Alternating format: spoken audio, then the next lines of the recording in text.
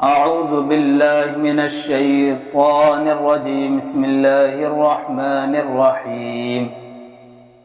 ناظرین السلام علیکم ورحمۃ اللہ وبرکاتہ۔ آج ہم لوگ ایک وظیفے کو سیکھیں گے۔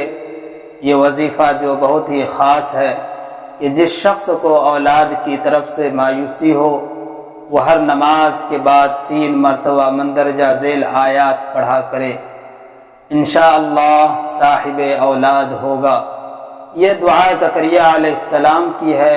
ان کو جب اولاد کی طرف سے مایوسی ہو گئی تھی تو انہیں اس دعا کی بدولت فرزند عطا ہوا تھا۔ وہ دعا یہ ہے، بسم اللہ الرحمن الرحیم، رب لا تذرنی فردا وانت خیر الوارثین، رب لا تذرنی فردا وانت خیر الوارثین۔